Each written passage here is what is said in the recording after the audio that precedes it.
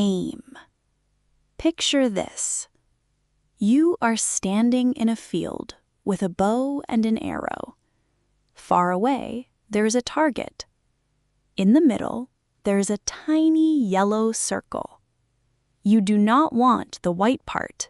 You do not want the red part. You want the small yellow center. So you stop. You look carefully. You move a little. You change your position. You hold the bow tighter. You point.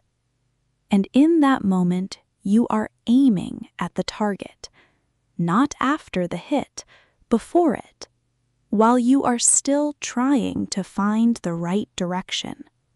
That is the ground meaning of aim: physical, old, clear. To aim first means to point carefully at something before trying to hit it. And this matters because English kept that same picture and carried it into ordinary life. So later, aim stopped living only in fields, O's, arrows, and targets. It started living in plans, in study, in work, in ambition. Now, imagine a learner sitting at a desk with a notebook open. They write, "I want to improve my English." That is clear, simple, honest. It tells us the wish. Then they write, "My goal is to improve my English." Now we can feel the finish line, the result at the end, the place they want to arrive. But then they write, "I aim to improve my English." And something changes. Now it is not only the result. Now we can feel direction too. We can feel that this person is focusing their time, energy, and attention somewhere, not moving randomly, not just wishing, choosing a direction. Like the archer, they are building daily habits in English, adjusting their life around it, and finding the best way forward.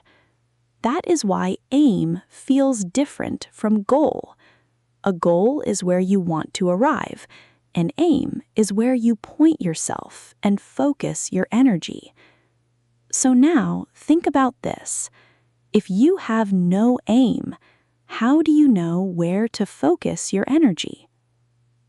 You can hear this difference in real life too. A teacher at school opens a course and says, "The aim of this course is to help you speak clearly and confidently." Or the teacher can also say, "This course aims to help you speak clearly and confidently." Both are correct, but the verb version sounds shorter and more direct. And at work, you might hear a manager saying, "Our aim today is to solve this problem before lunch." The word fits naturally in all these places because they all have the same hidden idea: direction before the result. Not just a wish, not just a final point, a line of attention, a focus, a direction for your energy. So how do we actually use this hidden idea when we speak? Listen to these common patterns. The archer aimed at the center. Aim at. A company builds a course aimed at beginners. Aimed at. A young worker is aiming for a promotion. Aim for. A small team aims to finish by Friday. Aim to. The meaning keeps growing, but the heart stays the same. Something is pointed and focused somewhere. Even the opposite word helps us see it. If a meeting has no direction, no focus, no real plan, it feels aimless. No aim, no point, no clear line forward. So, here's the rule to keep.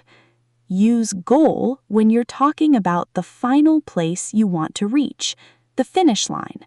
Use aim when you're talking about the focus behind your action, the direction. the attention, the daily steps. A goal is where you want to go. An aim is where you point yourself and focus your energy. So now, think about this. If you have no aim, how do you know where to focus your energy?